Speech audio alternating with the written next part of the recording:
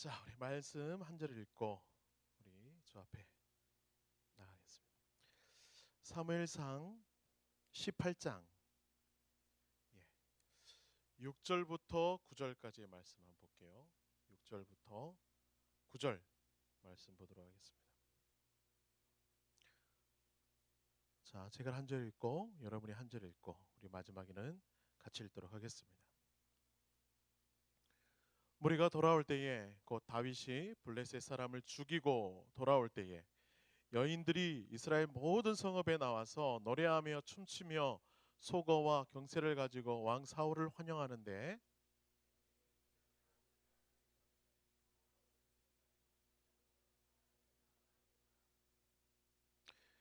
사울이 그 말에 불쾌하여 심히 노하여 이르되 다윗에게는 만만을 돌리고 내게는 천천만 돌리니 그가 더 얻을 것이 나라 말고 무엇이냐 하고 다윗을 주목하였더라. 아멘. 우리 옆 사람에게 손을 좀 인사했으면 좋겠습니다. 바라보면서 오늘 제목이 상처 이기기잖아요. 반대로 당신과 함께를 소망합니다. 네. 그래서 오늘 제목을 상처 이기기로 여러분과 함께 나눠보도록 하겠습니다. 저는 안타깝게도 한 번도 보지 못했던 드라마 태양의 후예, 얼마 전에 엄청난 시청률을 찍고 대단히 막을 내렸습니다. 30%라고 그래요. 30%를 넘었다 막 그러는데, 또 드라마 역사상 최초로 한중 동시에 그 드라마를 시작해서 최고의 기록을 세웠다고 매스컴에서 떠들고 난리가 났습니다. 드라마는 끝이 났지만 여전히 드라마의 여운은 남아있고, 중국에서는 여전히 송중기 알이, 송혜교 알이 진행되고 있다고 그러네요. 옛날에는 군인들 휴가 나오면 군복부터 벗는 게 일이었습니다. 그러나 요즘은 휴가 나와도 군복을 벗지 않습니다. 보라는 듯이 지하철도 타고 막 결의를 활보합니다. 지가 송중기인 양. 그리고 막 사람들은 막 언어가 이상해지더라고요. 문법이 또 맞지 않는, 같이 가서 밥이나 먹지 말입니다, 이런 소리나 하고 다니고 그런 것을 보니까 인기가 있긴 있구나, 그런 생각을 좀 했습니다. 그런데 미안하지만 드라마의 주인공처럼 군인들이 휴가 나와서 군복을 입고 돌아다녀도 결코 송중기가 아니죠. 그럼 여성분들이 잘 아는 거잖아요, 그렇죠? 그리고 아무리 말투를 따라한다 하더라도 자신들이 송혜교나 송중기가 되는 것은 아니라는 것, 현실과 차이가 많다는 것 잘 알 수 있습니다. 인터넷에 보니까 그 비교가 올려놨더라고요, 그렇죠? 송중기가 군복 입고 있는 사진과 실제 군인들의 모습 올려놨는데 정말 사람과 꼴뚜기의 차이 한 그 정도 차이인 것처럼 느껴지고 참 씁쓸했습니다. 근데 이와 마찬가지로 우리는 그런 비교 또는 그런 관계에서 상처를 원치 않게 많이 받을 때가 있습니다.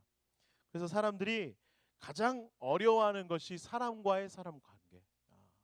그 관계에서 참 많이 꼬이고 어렵고 힘들 때가 있어요. 목사인 저도 물론 마찬가지입니다. 그래서 요즘 대세가 치유, 힐링, 이것들이 대세인 이유도 아마 그 관계 문제에서 어떻게 풀 수 있는 방법이 없을까 찾다 보니까 그런 유행이 퍼져나간 것이 아닌가 생각해 봅니다. 오늘 성경 말씀을 보면 다윗과 사울에 관해서 여러분이 너무나 잘 아는 이야기가 나오고 있습니다. 오늘 사울의 모습을 보면 끊임없이 비교하고 끊임없이 열등감에 빠지고 끊임없이 그 관계 속에서 상처를 받고 있는 사람 사울. 그러나 반대로 성경을 읽으면 읽을수록 그런 사람과의 관계에서 늘 자유로웠던 사람 다윗, 두 사람이 너무나 대조적인 모습을 볼 수가 있어요. 그래서 저는 오늘 말씀을 통해서 우리가 어떻게 하면 상처로부터 자유로울 수 있을까, 상처를 받지 않을 수 있을까, 몇 가지만 여러분과 좀 나누면서 말씀을 마무리하려고 합니다. 두 가지만 나눌게요. 첫 번째로 상처를 받지 않기 위해서 지금 눈앞에 일어나고 있는 일들에 대해서 둔감할 필요가 있어요. 둔감. 지금 내 눈앞에 일어나고 있는 사건에 대해서, 상황에 대해서, 어려움에 대해서 우리는 둔감해야 된다는 것입니다. 사람들은 둔감하다라는 말을 들으면 좀 미련해 보이는 느낌이 들어요. 그렇죠? 세상에서 좀 성공하려면 민감하다, 세련되고, 그렇죠? 날카롭고 섬세하고 꼼꼼하고 그런 이미지가 대우받는 시대에서 둔감하다 그러면 욕처럼 들려. 뭐? 미련하다고? 이렇게 반응을 할 때가 있습니다. 근데 때로는 둔감하다라는 표현이 꼭 그렇게 나쁜 표현만은 아닌 것 같아요. 예를 들어서 우리가 잠을 잘 때 둔감하지 않으면 미치죠. 잠을 못 자죠. 바깥에 차 다니는 소리가 막 들리면 막 잠에서 깨고, 그렇죠? 막 남의 코 고는 소리, 남이 갑자기 화장실 다니는 소리, 막 그 소리에 잠을 깬다고 하면 너무너무 힘들 거예요. 근데 다행히도 하나님은 여러분에게 둔감의 은혜를 주셔서 옆에서 누가 폭탄이 터져도 난리가 나도 잠을 잘 자는 은혜. 그게 바로 둔감의 은혜인 것입니다. 그리고 또 이 둔감하다라는 그 의미는 사실은 성경에서도 너무너무 필요해요. 오늘 말씀에 보면 블레셋과 전쟁을 잘 치르고 승리를 하고 이제 사울과 다윗이 개성장구처럼, 그렇죠? 다윗성으로 탁, 아니 다윗성이 아니죠. 예루살렘 성으로 쫙 들어옵니다. 그때 막 많은 사람들이 막 길거리에 쏟아져 나와서 막 꽃을 뿌리고 환호하면서 막 두 사람을 막 높이죠. 정말 인기 스타와 다름이 없이 큰 인기를 한 몸에 누리면서 사울과 다윗이 입장합니다. 물론 그때 당시는 사울이 왕이었기 때문에 앞서서 입장했을 것이고 다윗이 뒤따라 입장했을 거예요. 그때 사람들이 환호하며 했던 말이 무엇입니까? 사울이 죽인 자는 천천히요, 다윗이 죽인 자는 만만이다. 겉으로는 보기에는 꼭 비교하는 것 같아요. 그렇죠? 꼭 비교하는 것 같고, 사울 네가 죽인 거는 한 1000명밖에 안 되는데 야 다윗은 10,000명이나 죽였어. 오 대단하다. 완전 짱. 이렇게처럼 들릴 수 있는데 사실은 이 말은 랩으로 따지면 라임과 같은 거예요. 라임. 꾸밈. 예. 라임. 그래서 이거죠. 제가 한번 해보겠습니다. 좀 어색하지만 사울이 죽인 자는 1000명, 다윗이 죽인 자는 10,000명. 비웃지 말고 진짜. 우리가 죽인 자는 여러 명, 막 그런 거예요. 그런 노래이고 환호성인데 그 소리에 오늘 사울이 어떻게 반응했다고요? 기분이 불쾌했다고 그랬어요. 기분이 나빴다고 그랬어요. 사울이 못 견뎌했다고 그랬어요. 아주 작은 것인데 승리를 맛봤음에도 불구하고 그 작은 여인들의 그 말에 사울은 기분이 뒤틀렸고 아주 민감하게 반응하고 있어요. 그리고 그때부터 다윗을 눈여겨봤다라고 성경은 기록하고 있어요. 거기서 눈여겨봤다라는 말은 긍정의 표현이 아니라 그때부터 사울의 마음이 돌아서기 시작합니다. 다윗을 죽이려고. 아주 민감했던, 아주 작은 일에 쉽게 상처받았던 사울, 둔감하지 못했던 사울의 모습을 볼 수 있어요. 제가 자꾸 군대 계산해서 죄송합니다. 제가 군 생활할 때 보직이 군종병이었어요. 군종이라면 지금 뭐 전도사 정도 군에서 그 보직을 맡고 사단 군종으로 가게 됐습니다. 근데 제가 머리를 빡빡 깎고 군복을 입고 보시면 눈썹도 좀 칠하고 입술도 두툼해서 흉터도 좀 있고 인상 되게 더러워요. 그렇죠? 그래서 사단의 장의 와이프가 신실한 권사님이셨습니다. 그분이 새로 온 군종입니다 하고 제 사진을 보는 순간 얘는 안 되겠다. 못 받겠다. 인상이 너무 더러워. 그래서 제가 잘렸습니다. 연대로 잘렸네요. 연대로 내려왔습니다. 그래서 연대에서는 제가 아무래도 성악 전공했기 때문에 좀 찬양도 좀 하고 막 선한 모습으로 웃고 있었는데 그럼에도 불구하고 연대장님의 와이프 그 집사님이 제 사진을 보고 동일하게 자르셨습니다. 또 쫓겨났어요. 그래서 대대까지 내려갔어요. 대대는 티오가 없습니다. 군종 티오가 없어요. 그리고 또 일반 보직을 받고 있는 한 형제가 군종이라고 열심히 사역하고 있기 때문에 제가 들어갈 자리가 없었어요. 그런데 교회를 딱 갔는데 어떤 뚱뚱한 사람이, 저보다 더 뚱뚱한 사람이 민간인 복장을 입고 막 말도 안 되는 지휘를 하고 있는 거예요. 성가대 지휘를 막 군인들과 함께. 가만히 봤더니 대대장님인 거예요. 근데 저를 좋게 봤나 봐요. 그래서 얘를 데리고 있어야 되겠다. 군종으로 써야 되겠다. 근데 보직이 없잖아요. 그래서 저를 의무병으로 보냈어요. 저를 한 번도 주사판을 잡아보지 못한 저를, 약 이름이라고는 개보림밖에 모르는 저를 의무병으로 보낸 겁니다. 의무대에 딱 갔는데 완전 돌팔이인 저와 그래도 저와 비슷한 계급의 한 사람이 있었으니 그는 간호학교를 다녀서 정식으로 의무병이 되려고 훈련을 받고 온 친구였어요. 얘는 반돌팔이, 저는 완전 돌팔이. 둘이 의무대에 있기 시작했습니다. 그런데 문제가 뭐냐면 그때부터 시작됐는데요. 사람들이 저를 찾지 않고 반돌팔인 얘만 찾는 거예요. 나도 그래도 나름대로 의무병인데 약 하나 타러 오는 사람이 없어요. 훈련도 나중에 받았거든요. 약 이름도 외우고 주사도 막 서로 나가면서 배우고 했음에도 불구하고 아무도 저를 찾지 않는 거예요. 자꾸 비교당하는 것 같아요. 간부들은 그렇다 치더라도 사병들도 저를 찾지 않는 거예요. 저는 의무대에서 할 수 있는 일이라고는 춤만 꼴깍꼴깍 삼키고 숨 쉬는 것밖에 없었습니다. 그때 제 안에 막 분노가 일어나는 거예요. 비교당하는 것 같아서 못 견디겠는 거예요. 몇 번이고 막 때려치고 싶었고 하나님께 울부짖었어요. 아주 사소한 건데 비교당하기 시작한다고 느껴지니까 못 견디겠는 거예요. 근데 여러분, 저만 그럽니까? 여러분은 그렇지 않나요? 여러분도 알게 모르게 너무나도 작은 말에 상처를 받고 남과 비교하는 그 비교 의식 속에서 상처를 받고, 그렇죠? 나를 무시하는 것 같은 느낌을 받을 때 우리는 못 견디는 것이 사실은 저와 여러분에게도 있다. 근데 여러분, 성경을 읽다 보면 아주 특이한 사람이 나옵니다.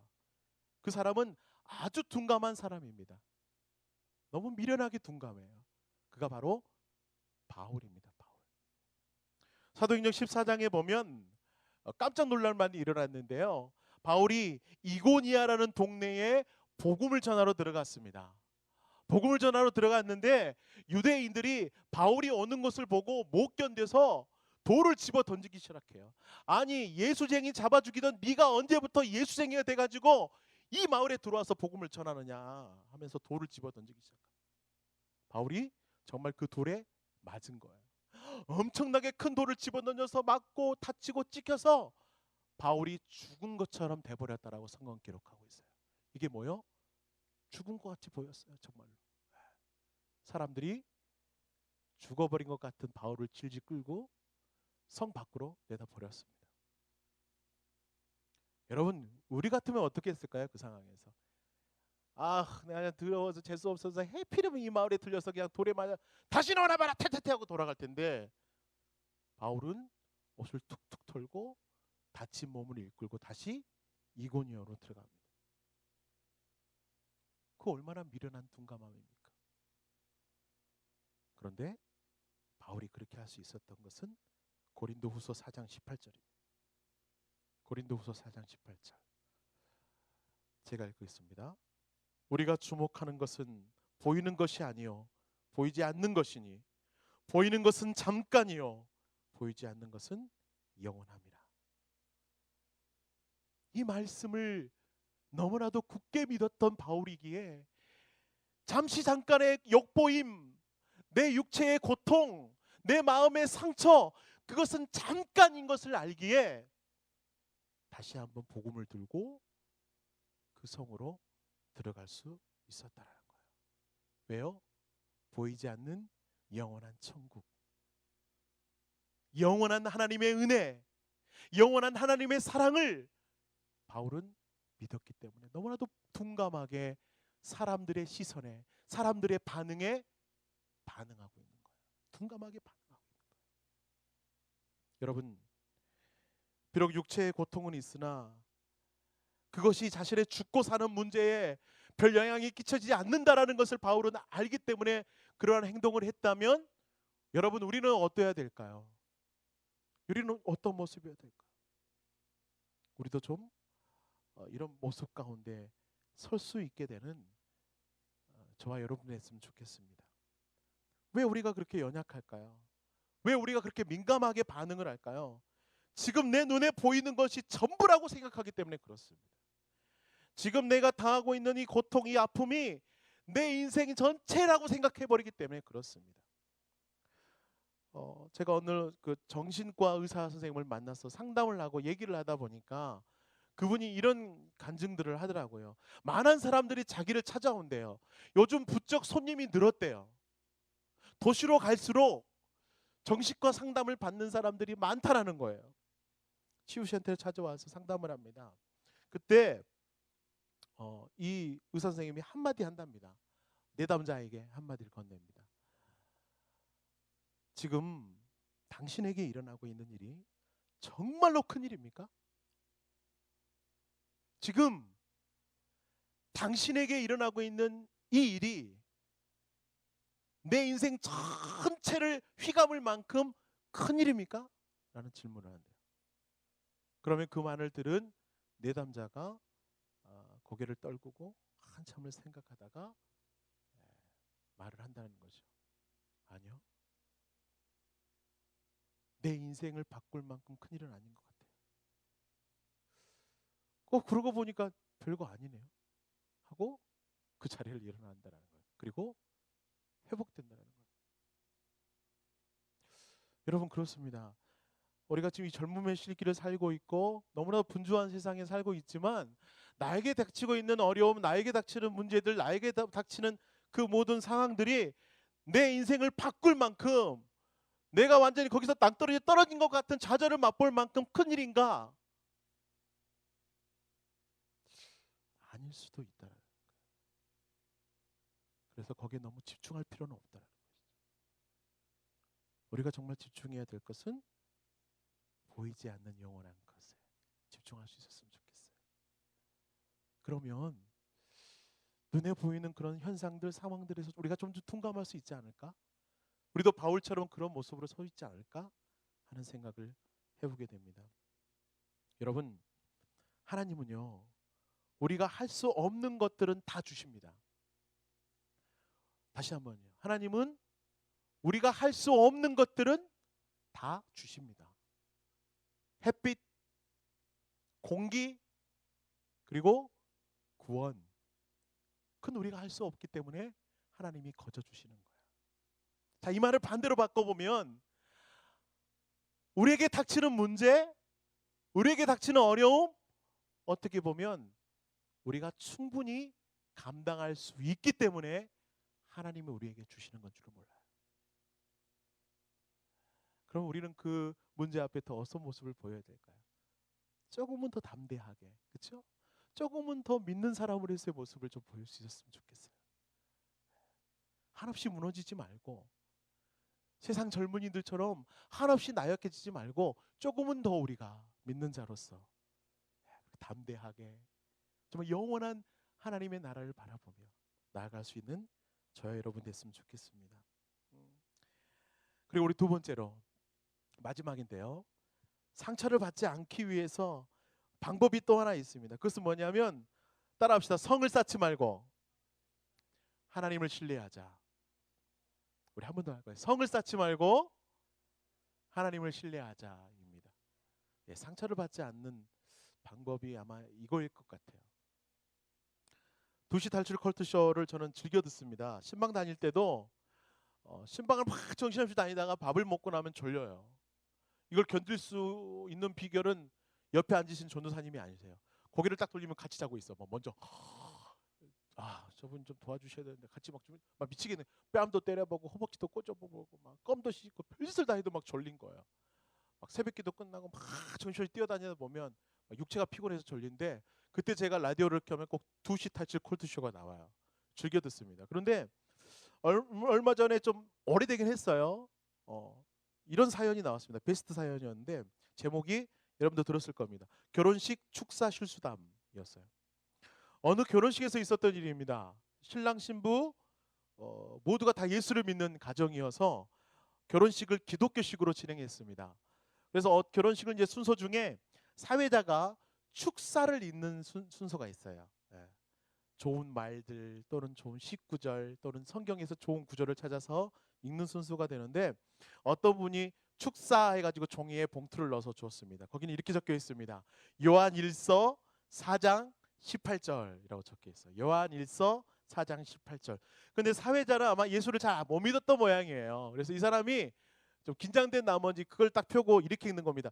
요한 4장 18절을 낭독하겠습니다. 읽은 거예요. 요한 4장 18절. 요한 하면은 요한 복음도 있고 요한 1서도 있는 요한 4장 18절. 그래서 그 친구가 이제 성경을 띄엄띄엄 찾아갖고 요한 복음을 찾은 거죠. 원래 요한 1서 4장 18절 내용은 이겁니다. 사랑 안에 두려움이 없고 온전한 사랑이 두려움을 내어쫓나니. 정말 축소화에 좋은 말인 거죠, 그렇죠? 결혼식에 딱 적당한 말입니다. 그런데 이 사람이 실수로 요한복음 4장 18절을 읽었습니다. 거긴 이렇게 적혀 있습니다. 너에게는 남편 5이 있었고 지금 있는 자도 내 남편이 아니니 내 말이 참되도다. 이걸 읽어버린 거야. 결혼식 분위기가 샤해지고 땀을 뻘뻘 흘리고, 그렇게 됐다는 것이죠. 아주 작은 차이입니다. 요한 1서와 요한 복음의 차이는 아주 작은 차이 같아요. 글자 차이는. 그런데 그 결과는 너무나도 놀라워. 오늘 우리가 읽은 본문을 볼 때도 바로 그런 시각으로 좀 봤으면 좋겠습니다. 사울은 이스라엘의 초대 왕이었습니다. 다윗도 2대 왕이었습니다. 같은 왕이니까 비슷하겠지? 아니요. 그 결과는 너무너무 달랐습니다. 사울과 다윗은 완전히 다른 사람이었어요. 완전히 반대되는 사람이었어요. 사울은 끊임없이 무엇인가 하려고 했던 사람입니다. 무엇인가 하지 않으면 견디지 못하는 사람이었습니다.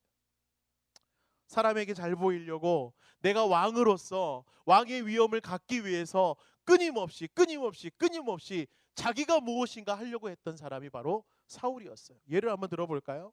블레셋이 쳐들어왔습니다. 하나님의 명령은 전쟁을 꼭 나가기 전에 먼저 하나님께 예배하고 하나님의 말씀을 듣고 전쟁에 나가는 것이 이스라엘 법이었어요. 그런데 이 예배를 진례할 제사장을 아무리 기다려도 오지 않고 지금 적들은 코앞에 쳐들어오고 있고 마음이 급한 거예요. 사울이 어떻게 했을까요? 제사장을 기다리지 않고 자기가 자기 마음대로 제사장처럼 예배를 드려버린 거예요. 그리고 자기가 진두지휘해서 전쟁에 나갔습니다. 어떻게 됐을까요? 찍어봐. 둘 중에 하나잖아. 이겼다 졌다. 그만하세요. 네, 졌어요. 우리 청년들이 좀 썰렁하구나. 반응이 없구나. 제가 좀 인상이 안 좋아서 그런 건가요? 아니면 뭔가요? 식곤증 때문에 그러신 건가요? 예? 원래 그래요? 참 제가 여러분과 설교하고 있을 때가 아니라 여러분과 좀 마음을 나누어야 되는데. 맞아요? 그럼 어떻게 해야 돼? 어떻게 해야 돼? 레크레이션 여러분, 자 라임이나 한번 해볼까요? 다시 한번.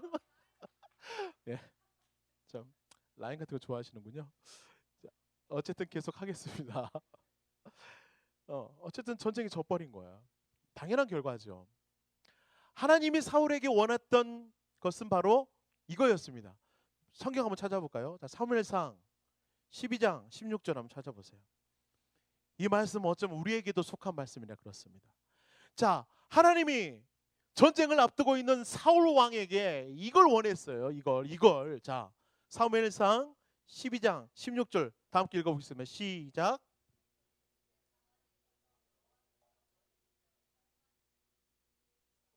네, 뭐라고요? 가만히 서서 네가 뭔가 하려고 하지 마. 가만히 서서. 사울아, 네가 막 서둘지 마. 네가 앞서지 마. 네 생각, 네 판단, 네가 원하는 것으로 달려가지 마. 네가 사울 왕이라면, 네가 이스라엘을 통치하는 사람이라면, 네가 하나님의 백성이라면 뭘 하라고요? 가만히 서서예요. 가만히 서서. 네. 사울이 자신의 자리를 잘 지킬 수 있는 비결도 가만히 서서였던 것이었어요. 그러나 사울의 인생을 돌아다 보면 끊임없이 뭔가를 하려고 했어요. 끊임없이 자신을 앞세웠어요. 자기가 어떻게 왕이 됐습니까? 하나님께서 세워주셨어요. 그런데 자기가 뭔가 좀 잘나서 인물은 좋았대요. 아마 인물은 송중기보다 훨씬 나았을 것 같아요. 성경에 보니까. 나중에 한번 찾아보세요. 자기가 인물이 잘나서 리더십이 있었어. 똑똑해서 아니요. 철저한 하나님의 선택이었어요. 철저한 하나님의 인도 때문에 그가 왕이 됐어요. 그렇다면 하나님 앞에 잠잠했어야 됐어요. 자, 다윗을 볼까요? 다윗은 어떠한 사람이었어요? 완전히 사울과 달랐어요. 다윗은 아주 미련하게도 아무것도 하지 않는 사람이었어요. 너무 바보같이 아무것도 하지 않는 사람이었어요. 예를 한번 들어볼까요? 사울 왕이 자신의 자리를 노린다고 생각하고 끊임없이 다윗을 죽이려고 했습니다. 어느 날 다윗이 저 왕궁의 문을 열고 사울 앞으로 다가왔습니다. 근데 사울이 너무 화가 나가지고 다윗을 죽이려고 마음을 먹고 다가오는 다윗을 향해 창을 집어 던집니다. 한 번뿐이었나요? 아니요. 한 번 더 안 맞았으니까. 던졌는데 둘 다 피하긴 했어요. 오, 대단해요. 죽이고 싶었어요. 저 같으면 저도 장군이고 왕의 바로 넘버 2인데 얼마나 화가 나겠어. 아니 저 왕이 미쳤나 지금 자꾸 나를 죽이려. 저는 그 창을 뽑아서 어쩌면 사울을 향해 던졌을 수도 있었을 것 같아요. 근데 다윗은 아무것도 하지 않습니다. 그리고 그의 인생 가운데 수없이 사울이 그를 죽이려고 쫓아다니는 그런 쳇바퀴 돌고 같은 인생 가운데서도 다윗은 충분히 사울을 여러 번 죽일 수 있었음에도 불구하고 미련하게도 아무것도 하지 않았습니다. 그리고 이렇게 고백하는 거예요. 하나님이 세운 사람을 내가 어찌할 수 없다라는 고백만 하는 거예요. 가만히 있었어요. 그냥 피하고만 있었어요. 너무나 미련하게 가만히 있었어요. 근데 하나님이 그를 사용하시는 거예요. 하나님이 그를 다윗이 다윗 되게 하신 거예요. 지금도요 이스라엘에 가면 우리 그렇잖아요. 야, 니네 나라에서 최고의 왕은 누구야? 최고의 임금은 누구였어? 그럼 우리 누굴 말하죠? 세종대왕이요, 맞죠? 세종대왕이요. 이스라엘은 그래요. 지금도 다윗이요. 다윗이 다윗 되게 할 수 있었던 것은 잠잠했다는 것입니다. 제가 목회자라서 사람을 자주 만날 수밖에 없어요. 전에 교회에서도 청년부를 담당했었고 좀 그렇게 하다 보니까 잠깐 청년부를 담당했고 길게는 청소년부를 담당했고 걔들 중2병에 걸린 애들 바라보면 미칠 것 같은 거죠. 다른 나라 애들 같고 막 다른 나라 언어를 쓰고 들어오자마자 욕이니까 욕으로 시작해서 욕으로 끝나는 것이죠. 여러분들도 아마 교사였으면 우리 청소년들 감당이 안 되는 애들 만나면서 또 우리 또 신방을 다니면서 어른들을 만나고 그런데 사람을 만나면서 이야기를 나누다 보면 공통점이 있어요. 그게 뭐냐면 사람들 안에 바벨탑 본능이 있다는 것을 알게 됐습니다. 탑을 쌓는 본능이 있어요. 그게 무슨 탑입니까? 창세기에 보면 제가 바벨탑이라고 설명했던 창세기에 보면 왜 사람들이 바벨탑을 쌓습니까? 그것은 자신들을 지키기 위해서 그래요. 흩어지지 말자. 우리끼리 이곳에 모여서 우리끼리 좀 잘 살아보자. 미래에 대한 불안감 때문에, 미래에 대한 걱정 때문에, 미래에 대한 염려 때문에 자신들이 바벨탑을 쌓기 시작한 거예요. 내 손으로 그런 불안한 미래를 막을 수 있을 거라고 생각을 하고 바벨탑을 쌓는 겁니다. 그런데 여러분, 제가 만나는 사람들 중에서도 그런 사람들이 너무나 많다는 것을 보았습니다. 끊임없이 바벨탑과 같은 탑들을 쌓는 거예요. 이 사람이 나를 배신할까봐, 이 사람이 나를 상처 줄까봐, 이 사람이 나를 무시할까봐, 혹시 내가 뒤처지지를 않을까봐, 내가 사회에서 도태되지 않을까? 두려운 마음에 끊임없이 성을 쌓습니다. 그 성이 뭐죠? 좋은 대학 들어가려고 하고 삼성맨이 되려고 하고 공무원 보니까 54대 1이라고 그러는데 그럼에도 불구하고 또 공무원 준비하고 또 공무원을 준비하는 것은 내가 내 힘으로 좀 어떻게 해보려고 하는 노력 아닙니까? 내가 살고 있는 이 인생이 내 것이냐? 내가 노력하고 내가 수고하고 내가 발버둥 치면 잘 될 것 같은 그 마음, 그게 제가 만났던 사람들의 한결같은 모습이었습니다. 미래가 불안하니까, 미래의 걱정 때문에 좀 근심 없이 살아보려고 끊임없이 자기 방어에 바벨탑을 쌓고 있는 사람들, 예수 믿는 청년들 중에도 너무나 많았습니다. 상담하면 가슴이 먹먹합니다. 왜요? 자기가 쌓는 바벨탑은 너무나 쉽게 무너지기 때문에 그렇습니다. 학업의 바벨탑을 쌓고 뒤를 돌아다 보면 관계의 바벨탑이 무너져 있고, 스펙의 바벨탑을 쌓고 보니까 사람과의 그 배신감도 경험하게 되고, 거짓도 경험하게 되고, 건강도 해치게 되고, 다른 바벨탑이 무너져 버리더라고요. 예, 우리는 연약하기 때문에 내가 쌓는 바벨탑 결코 완전하지 못합니다. 네. 사울이 그랬어요. 자신이 지금 왕이 된 것이 하나님의 철저한 은혜임에도 불구하고 그것을 고백하지 못해서 끊임없이 바벨탑을 쌓았던 인물. 그러나 그는 결국 무너져 버리고 하나님으로부터 버림받게 됐습니다. 다윗은 뭐라고 고백합니까? 끊임없이 자기를 내려놓고, 시편을 보셨죠? 시편에 보면 동일하게 나타나는 것들을 보면 늘 하나님을 높이고 하나님께 중심을 두고 하나님께 마음을 쓰는 사람이 다윗이었어요. 나의 요새이시여, 나의 산성이시여, 나의 반석이신 하나님. 입만 떼면 하나님께 자기의 인생을 조명하고 바라보면서 나아가는 인물, 그가 다윗이었어요. 하나님은 누구를 들어 사용하셨습니까? 다윗을 사용하셨습니다. 바라기는 우리 사랑하는 목양 청년 여러분, 내 방법, 내 생각, 내 뜻, 이것이 나를 지탱하고 그것이 나를 이끌 거라고 생각, 죄송하지만 아닙니다. 좀 내려놓으시고 하나님의 뜻과 하나님의 생각과 하나님의 방법에 집중할 수 있는 여러분 되기를 소망합니다. 회장님이 자꾸 좀 빨리 끝내라고 자꾸 뭐 펜을 드는 것 같은데 너무 길게 해서 죄송하고요. 왜냐하면 뭐라고? 설교 끝나고 찬양 한 곡 하고 헌금기도 있고 축도 있습니다. 감사합니다. 예. 예. 네. 우리는 큐시트가 아니라 이렇게 주로 이렇게 아이패드로 보여주는, 역시 신세대, 역시 세례됐습니다. 역시. 자, 이 시간에 마지막으로 제가 간증 하나만 하고 말씀 마무리할게요. 제가 전에 사역하던 교회에서 청년들 15명이 아프리카로 선교 여행을 떠났습니다. 그런데 제가 금요철야 찬양 인도를 하고 있던 때였는데 갑자기 조그만 쪽지 하나가 날라왔습니다. 아프리카 전도 여행 갔던 15명 중에 한 자매가 갑자기 쓰러졌다는 거예요.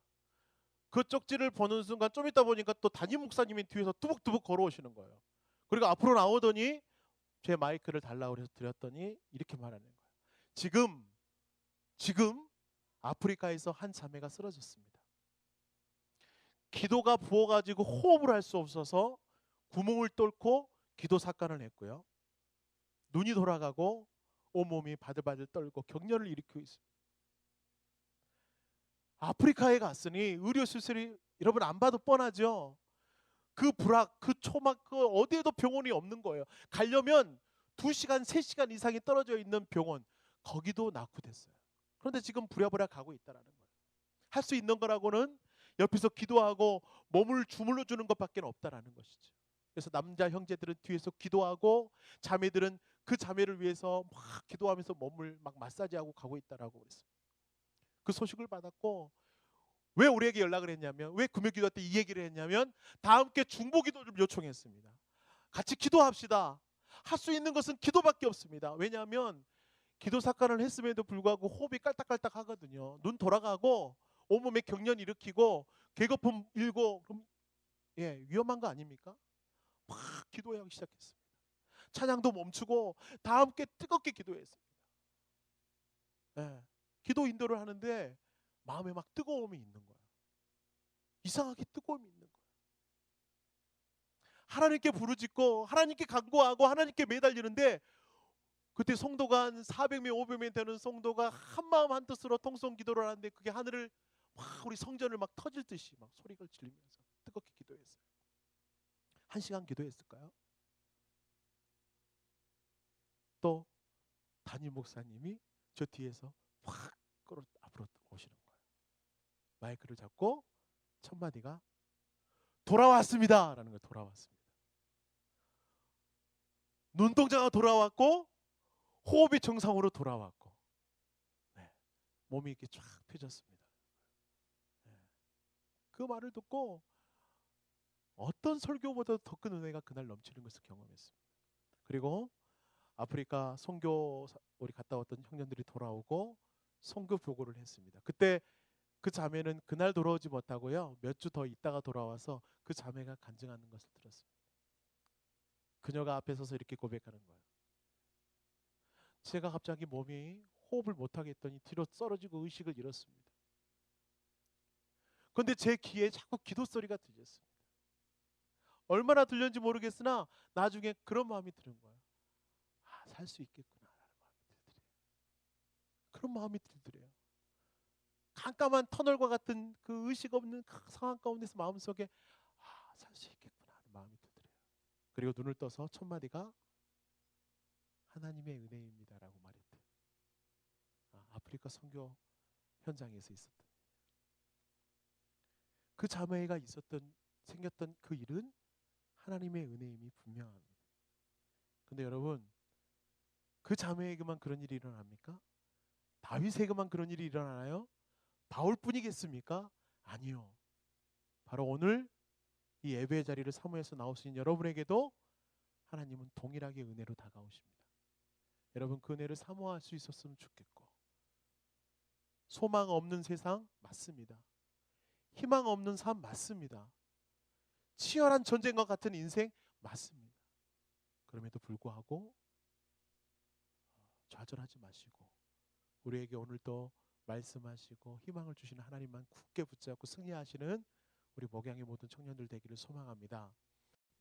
자, 우리 말씀 한 절을 읽고 우리 주 앞에 나가겠습니다. 사무엘상 18장 6절부터 9절까지의 말씀 한번 볼게요. 6절부터 9절 말씀 보도록 하겠습니다.